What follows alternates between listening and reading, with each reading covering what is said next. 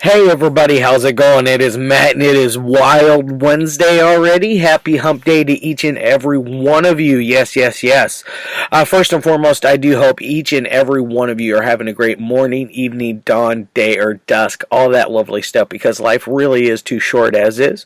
Please do like, share, and subscribe. I love seeing each and every one of you every Monday through Friday, permitting my schedule. And then, of course, major holidays, I will not be here.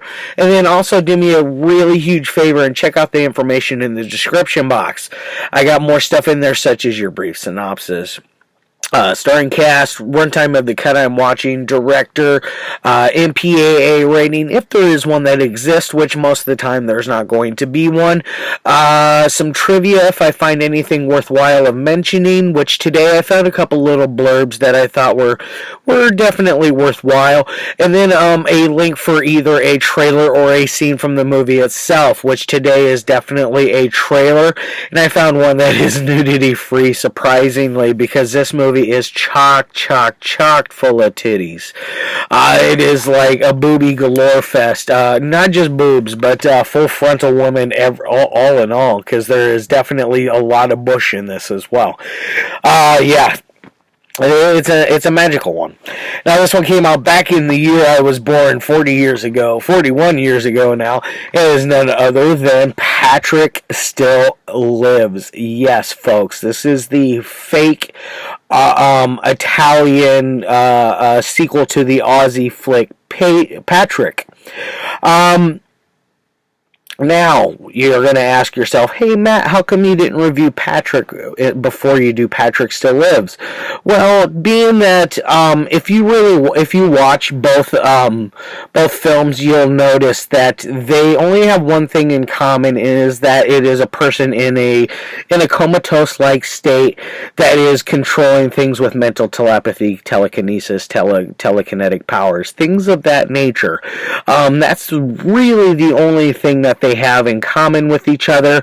Other than that, there is a completely different cast, completely different story. All in all, it is definitely one that is you could watch by itself without even watching the Aussie flick. I personally recommend watching both of them, but I definitely recommend Patrick Still Lives for my Italian horror connoisseurs.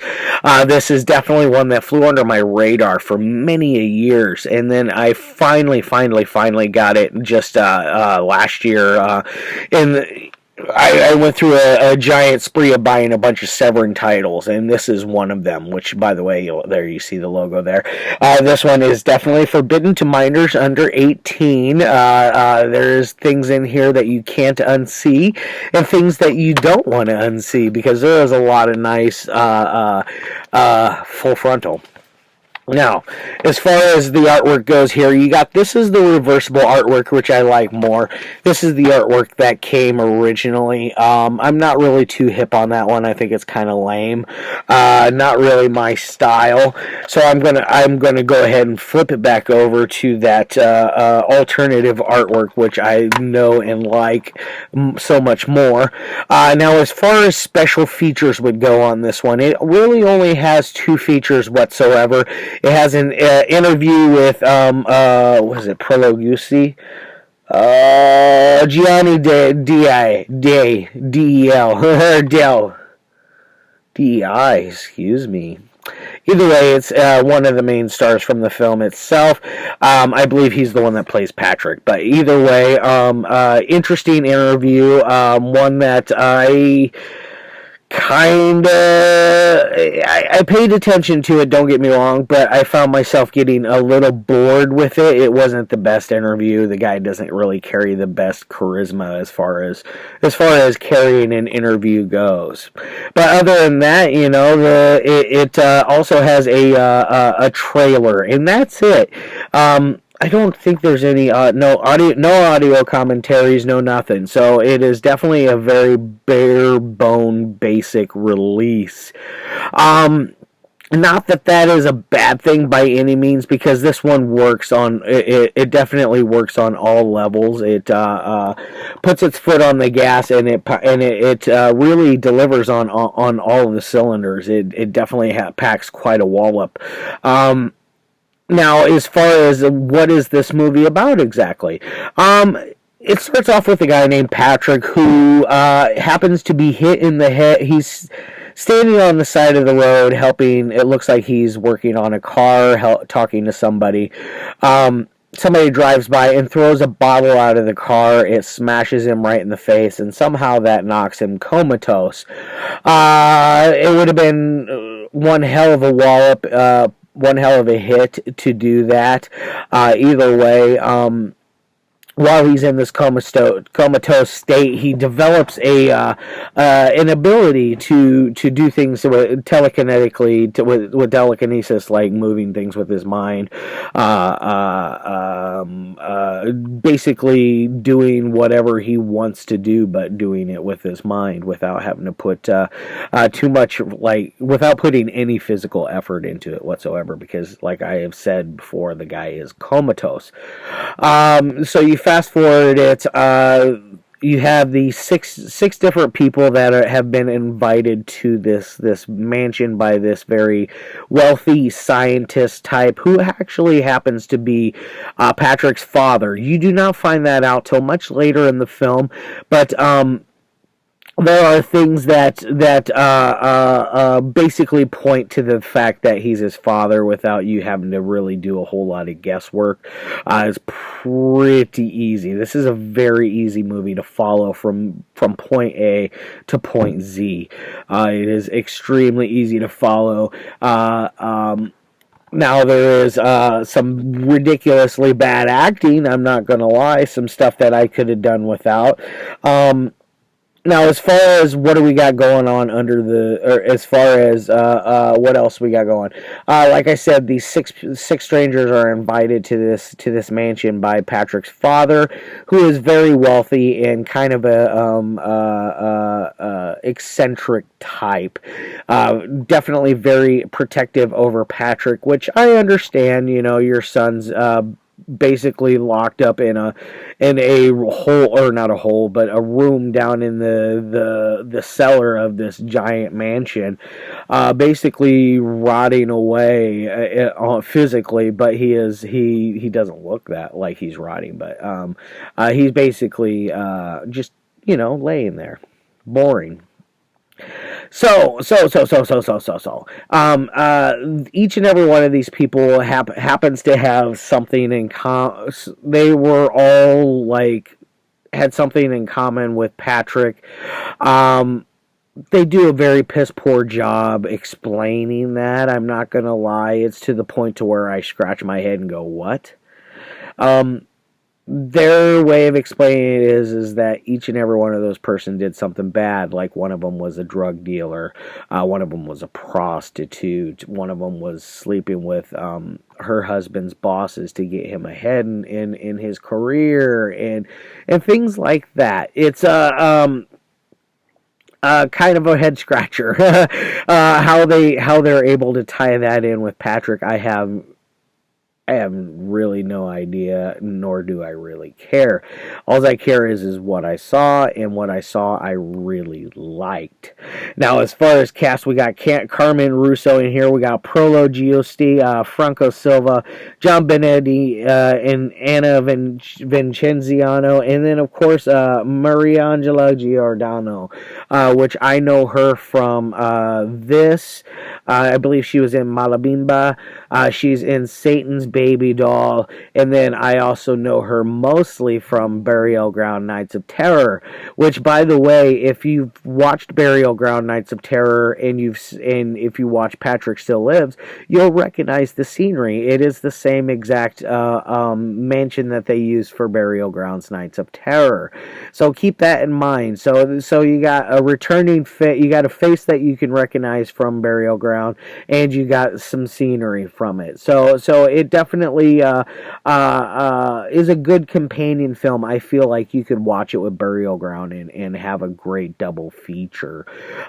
Different directors, though. This one was directed by Mario Landi. Burial Ground was directed by Andrea Bianchi, if memory serves me correctly.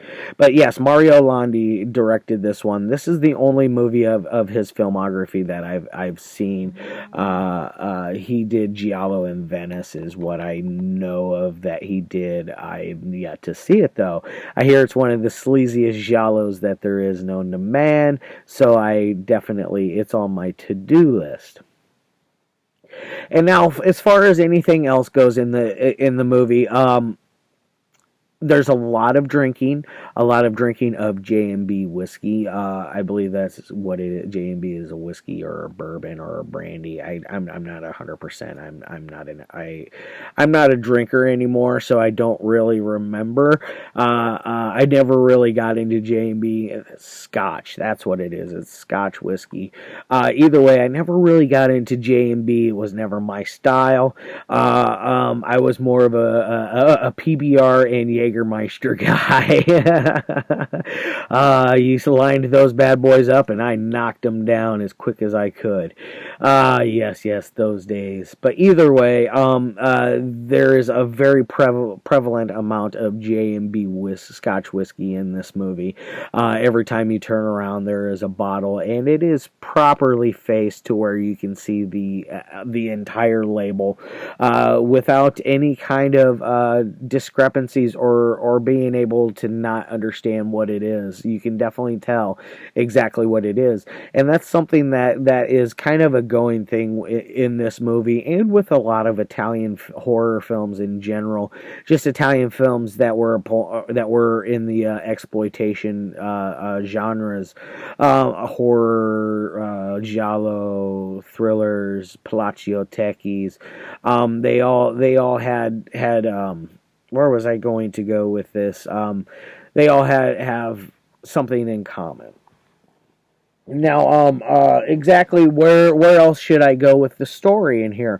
There is some nice little twists and turns. Nothing that's going to really rattle you to the core. There is other people in this mansion besides the six and the seventh, including the doctor, eight including Patrick, and then there's other workers, and then there's also these other three that are in a comatose like state with Patrick, and they kind of are trying to get mental telepathy, telekinesis powers out of these guys. It's kind of wonky how they even attempt to go on that level, but they try to give it more layers than what it really needed or what it really had. Now, as far as any kind of deaths go in here, they're kind of fun. One of my favorite involves a rotisserie skewer. I believe that's what it was. It was jammed in a girl's hoo-hoo, and it came all the way through her body and out her mouth hole.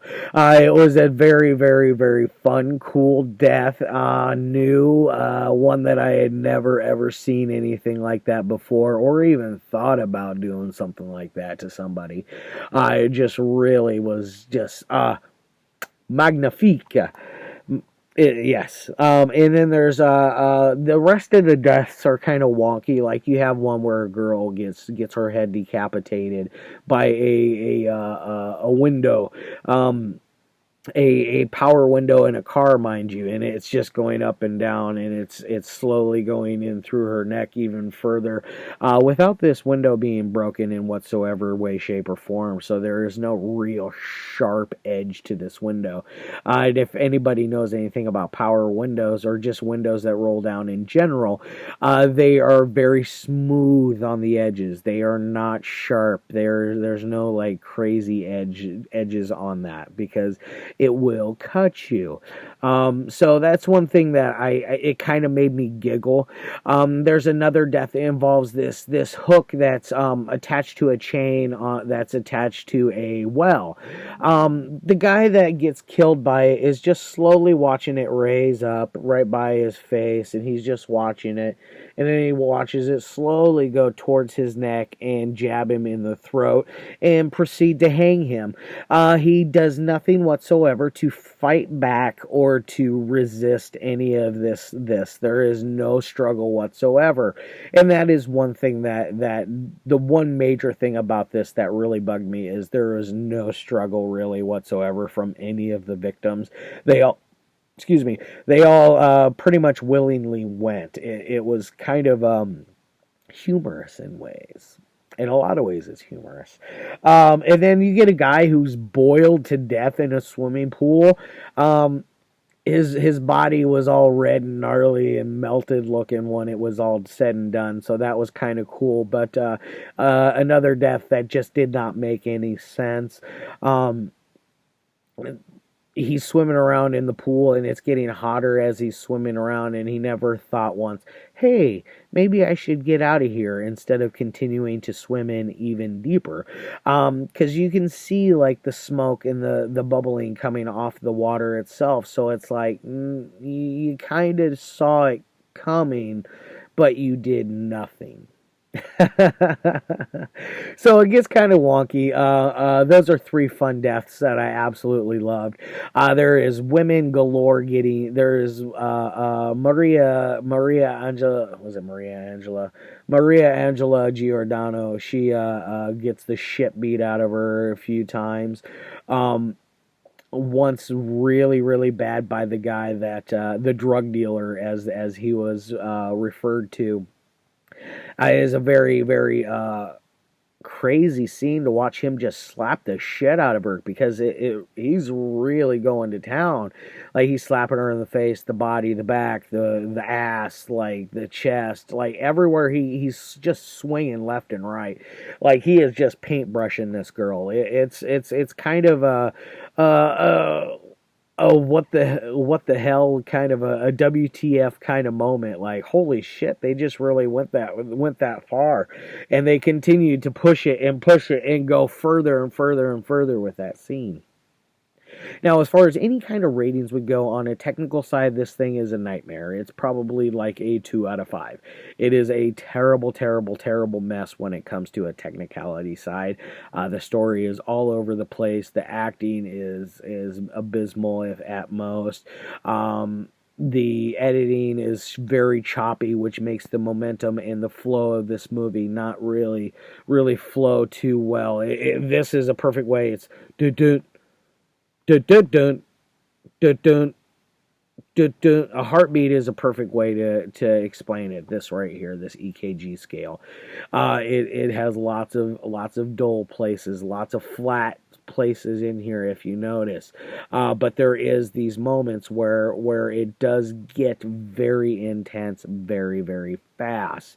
So it's not a snooze fest. So keep that in mind.